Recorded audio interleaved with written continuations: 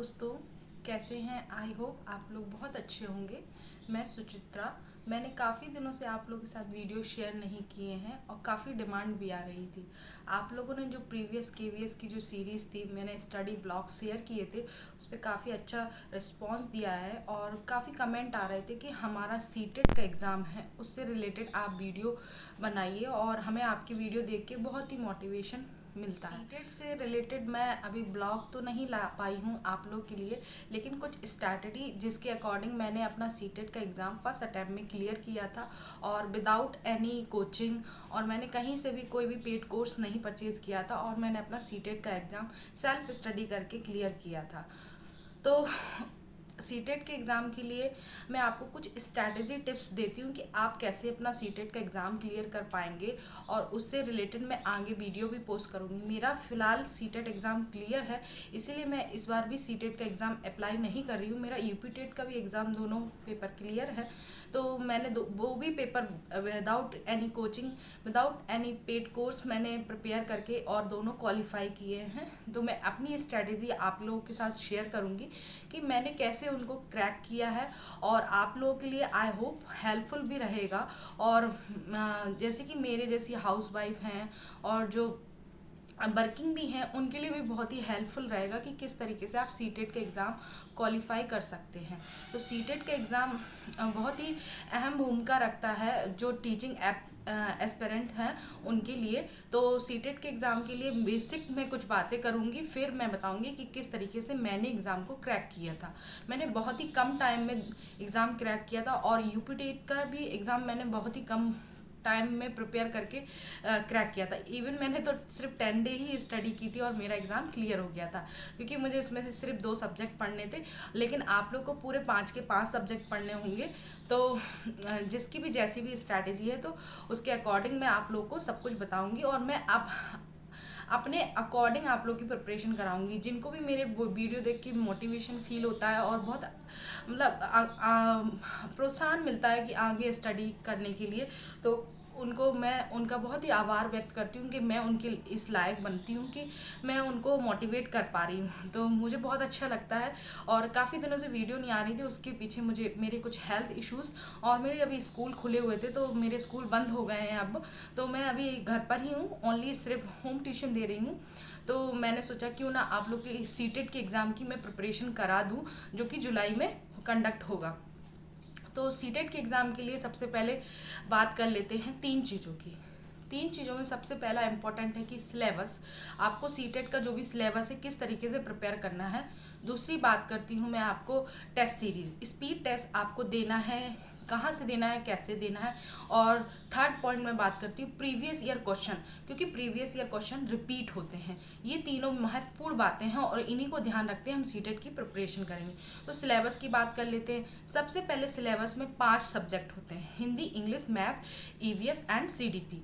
तो उसमें हिंदी इंग्लिश में तो सबसे पहले मैं बता दूं कि आपको अनसीन पैसेज आएंगे, जिसकी आपको खुद ही प्रैक्टिस करनी पड़ेगी, कोई भी प्रैक्टिस नहीं करा सकता है।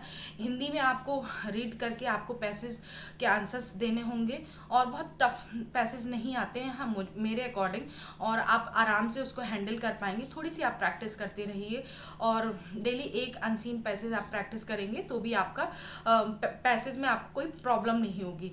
और वैसे ही इंग्लिश में आप रीडिंग और अंडरस्टैंडिंग बनाइए और आपका पैसेज बेस क्लियर हो जाएगा। तो ये तो हिंदी और इंग्लिश की है बात, और उसमें 15 मार्क्स की आपका पेडागोजी भी आती है, तो वो भी आप इजीली क्लियर कर पाएंगे। सिर्फ आप सीडीपी की पेडागोजी पढ़ेंगे, उसी की अंडरस्टैंडिंग बेस पे थोड़ा बहुत इंग्लिश और हिंदी की जो लैंग्वेज की पेडागोजी है वो आपको मैं बताऊंगी कि कैसे प्रिपेयर करनी है। मैंने भी अपने नोट्स बनाए थे, वो भी मैं आपको डे बाई डे शेयर करती रहूँगी कि किस दिन क्या आपको कैसे प्रिपेयर करना है। तो हिंदी इंग्लिश की अभी बात नहीं करते हैं, हिंदी इंग्लिश की आगे अच्छे से बात करेंगे। अभी मैं बात करती हूँ स्पेशली ईवीएस और सीडीपी, जो कि आपको मतलब पढ़ना ही पढ़ना है, एक अलग से सब्जेक्ट होता है ईवीएस एंड सीडीपी।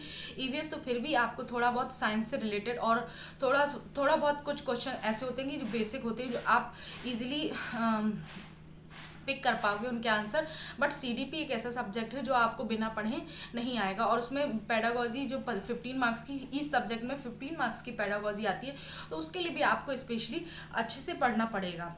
तो सीडीपी में आप प्रीवियस क्वेश्चन एक सेट लगा के देखिए, फिर आपको समझ में आएगा कि कैसे किस टाइप के क्वेश्चन आते हैं।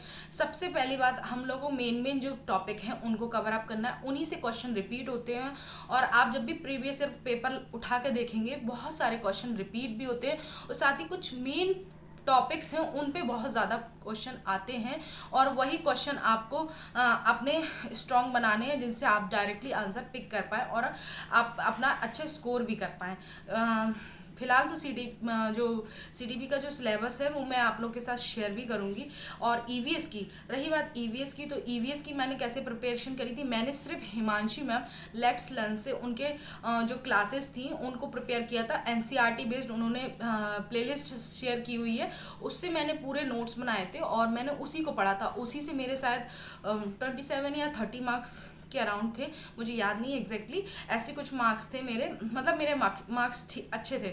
तो और मैंने सिर्फ उसी से पढ़ा था, और मैंने कहीं और से नहीं पढ़ा था, सिर्फ उसी से मेरा पूरा पेपर मुझे आ गया था। एक दो क्वेश्चन तो वैसे ही ऊपर नीचे होते हैं।